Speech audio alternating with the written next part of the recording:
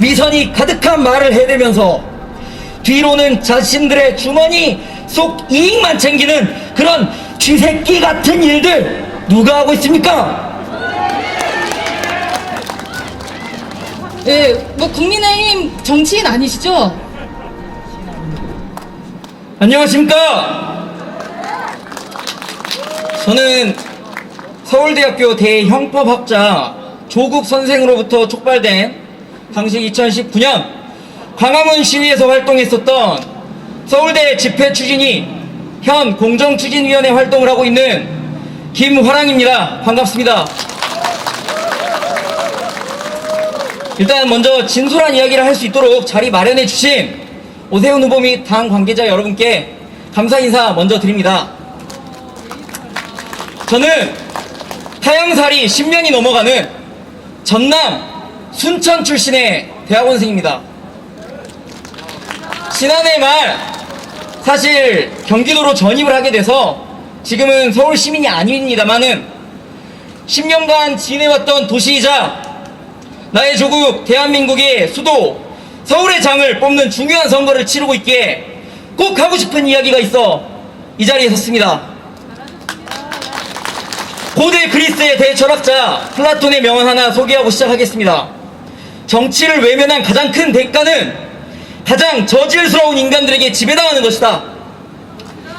정치는 추악하고 비겁하고 뻔뻔한 면을 가지고 있지만 그럼에도 윤리와 도덕을 추구하고 바람직한 철학을 바탕으로 하여 이루어지도록 하는 행위입니다. 정치인들의 말과 행보는 고스란히 우리의 삶에 영향을 미치고 힘겹고 어렵게도 하며 그럼에도 불구하고 살기 좋게도 합니다. 그러나 플라톤이 말한 것처럼 이를 귀찮고 잘 모른다고 진실을 외면한다면 눈을 뜨고 있으나 눈을 감고 있는 것과 마찬가지로 살게 될 것이고 귀가 열려 있으나 귀를 막고 있는 것과 다를 바 없이 살게 될 것입니다. 우리 국민 여러분, 지난 4년을 지내오면서 오히려 국민들은 편을 갈라 싸우고 삶은 팍팍해지고 공정이라는 가치가 땅에 떨어진 지 오래이고 부모가 누구인지 돈이 얼마나 있는지가 대화의 주가 되어버린 시대입니다. 일단 더더욱 제 주변 20대 30대 분들은 그렇습니다. 국민이 각 부처 장관 이름을 외우고 다른 시군 국회의원 이름을 외우고 검찰총장과 부장검사 이름을 외우고 대법원장과 대법관 이름을 외우는 시대입니다. 이런 시대가 올바른 시대입니까? 국가 지도자가 지녀야 할 철학의 부재와 잘못된 사상에 경도된 자들의 편협한 시각으로 말미암아 전문가들을 배제하고 아마추어 수준도 안 되는 자들을 두명함을 일삼았던 문재인 정권은 아직도 1년이나 더 남았습니다. 그러나 김영삼 전 대통령 말씀처럼 닭의 모가지를 비틀어도 새벽은 옵니다, 여러분. 삶은 소대가리라고 대수이겠습니까? 우리나라는 자유민주주의 국가입니다.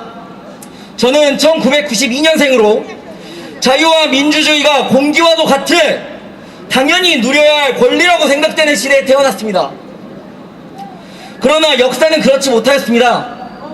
다들 아시다시피 자유와 민주주의를 위해 많은 이들의 피가 뿌려졌습니다. 그리고 그로부터 수십 년이 지난 지금 또 다시 우리는 자유를 박탈당하기 일보 직전 그 벼랑 끝에 서 있습니다. 자유주의를 설파한 미국 경제학자이자 노벨 경제학상 수상자인 밀턴 프리드먼은 입만 열면 개혁을 부르짖는 사람들은 거의 틀림없이 남들의 이익을 빙자하여 자신의 영달을 꾀하는 자들이라고 말하였습니다. 그리고 결국 그들은 자신과 자신의 가족의 영달을 위해 타인의 자유마저 빼앗아갈 것입니다. 그 남의 이익을 빙자하여 자신의 영달을 꾀하는 사람들이 정치인이라면 그 국가는 어떻게 돌아가리라 예상하십니까? 아니, 어떻게 돌아가고 있습니까? 요새 전화번호도 앞뒤가 똑같은 것들이 많은데 이분들은 앞뒤가 다른 게 스탠다드 컨디션입니다.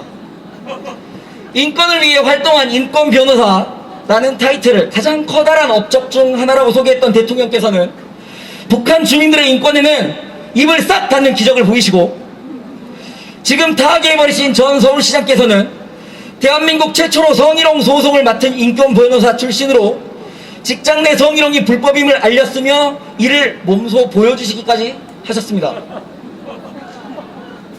문재인 대통령, 박원순 서울시장을 배출한 민주당 업적을 잠시 소개하겠습니다. 누구보다 친일 척결을 외치지만 정작 자신들의 조상들이 친일파, 자주 독립을 어떤 이보다도 격렬히 외쳐내지만 정작 중국의 속국화, 떡줄 생각은 하지도 않는데 김칫국만 연거푸 들이마시고 있는 대북 정책, 공정과 정의를 슬로건으로 당선되었으나 자식들은 무시험 전형, 논문 조작 등의 입시 비리, 수도 없는 공공기관에 줄줄이 내려보는 낙하산 인사들.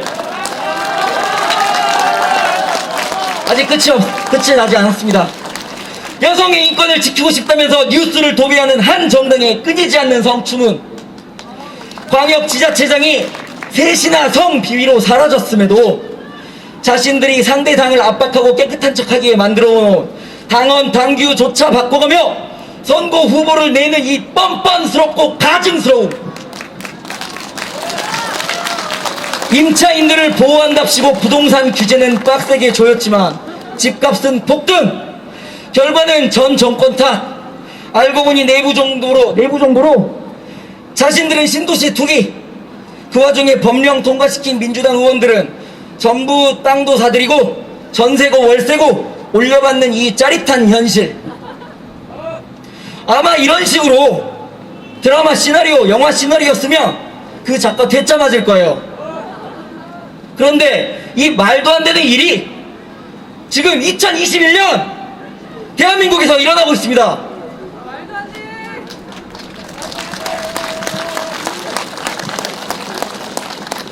세계 1위 수준의 기술력을 가지고 잘 돌아가던 원전 폐기하고 오히려 민둥산 만들면서 태양광 패널 깎아도 잎 하나 뻥긋하지 않는 환경단체들, 그리고 이들을 밀어주는 사람들은 도대체 누구인가? 적폐청산을 입에 달고 살지만 실상은 자신들의 뜻을 거스르면 그냥 적폐, 자신들에게 적폐인 대상을 척결할 때는 특수부 늘려가면서 수사하고 기소했으면서 그렇게 입이 침이 마르듯이 칭찬에 칭찬을 하면서까지 임명시켰던 윤 총장이 대통령 뜻대로 권력에도 흔들리지 않고 칼을 대니 응, 너도 적폐. 검찰을 하루가 멀다 하고 쥐잡듯이 패고 개패듯이 패서 언론에 오르락 내리락, 인사권도 자기 마음대로 개 목줄 쥐듯 쥐고 있으면서 검찰 권력이 너무나 방대하여 검찰 개혁을 해야 한다, 수사권과 기소권을 분리해야 한다 하며 언론 플레이. 이 와중에 대통령 직속의 공수처는 180석 도움받아 설치하고 오히려 공수처는 법적 제도적으로 견제받지 않아 권력자의 입맛에 맞게 변질되기 가장 쉬운 기구인데도 불구하고 수사기관의 정치화를 막고 비대해진 수사기관의 권력을 분배하겠다는 목적으로 검찰 조직을 소위 검찰 개혁을 통해서 와해시켰던 그 이후에 모순이되는 행태를 민주당은 지금 행하고 있습니다.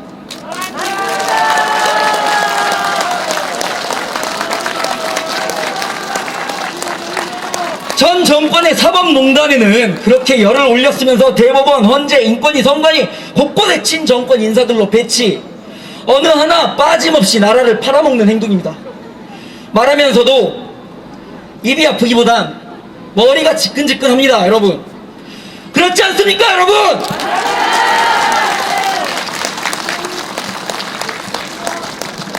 영국의 작가 조지 오웰은 당시 시대상을 신랄하게 풍자한 소설 동물농장에서 다음과 같이 말합니다. 모든 동물은 평등하다. 그러나 어떤 동물은 다른 동물보다 더욱 평등하다.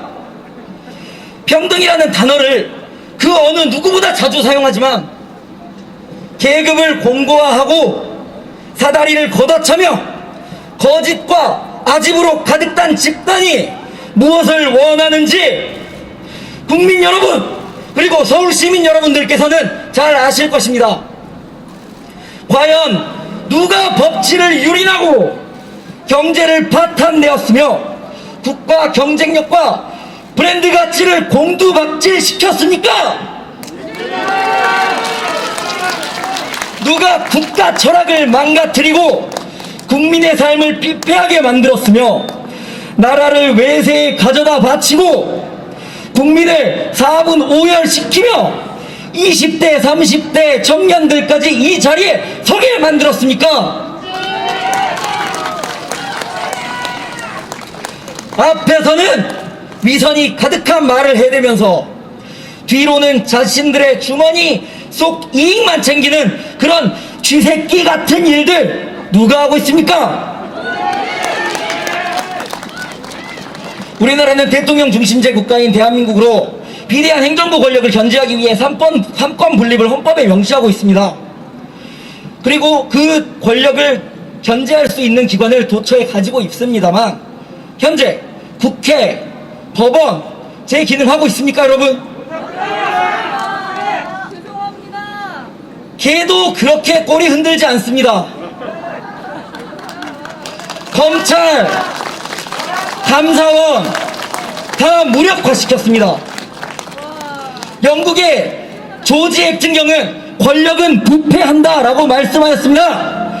그리고 덧붙여 절대 권력은 절대 부패한다고 하였습니다. 우리가 선출한 정치인들이 절대 권력이 되게 하여서는 안 됩니다, 여러분. 그래서 저는 한낱 일반인이지만 대한민국 국민으로서 김대중 전 대통령의 말씀처럼 행동하는 양심이 되기에 이렇게 행동하고 있습니다. 여러분, 아이들은 부모 형제로부터, 학생들은 스승과 친구로부터 배우고 가치관을 만들어가듯 국민들은 위정자들로부터 그들의 철학을 받아들이게 되고 그들이 통치하는 그 짧다면 짧은 시간에도 그 철학과 사상이 가치관과 사고방식으로 자리 잡게 됩니다. 협치는 개나 줘버린 소인배스러운 행위를 반복하고 거짓말과 몰염치함으로 가득한 뻔뻔한 정치를 행하며 과정의 공정성은 뒤로 한 채 눈앞에 이익만 탐내고 편법과 불법을 일삼더라도 권력과 재화를 무기로 철령인 행사를 하는 이들을 계속 한 자리씩 차지하게 둔다면 앞으로 우리는 우리나라 대한민국의 미래를 스케치할 수 있겠습니까?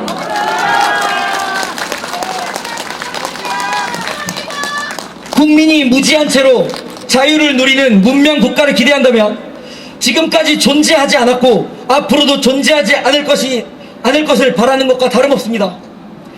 이는 미국 제3대 대통령 토마스 제퍼슨의 말입니다. 우리는 무지하지도 그저 가만히 문명 국가가 이루어져라 기대만 하고 있지 않습니다. 그래서 이곳에 나와 있습니다. 우리가 그 문명 국가로 나아가는 기반을 다시 닦을 차례입니다.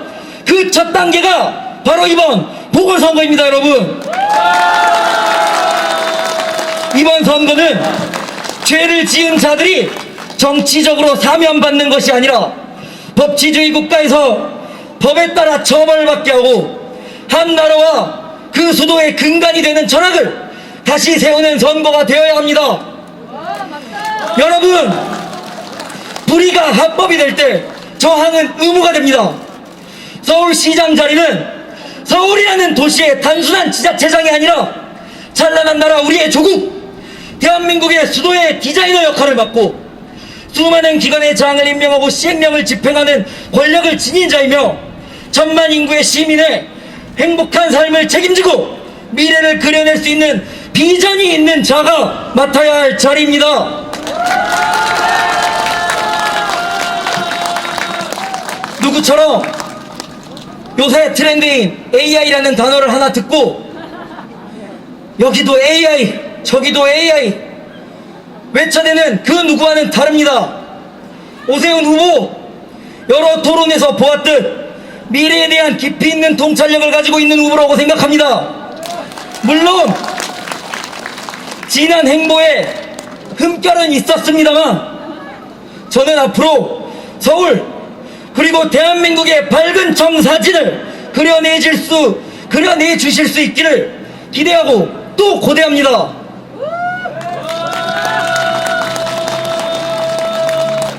서울시장이 되셔서 말뿐이 아닌 행동으로서 기회는 평등하고 과정은 공정하며 결과는 제발 정말 정의로운 사회를 위해 꼭 힘써 주시기를 간곡히 부탁드립니다.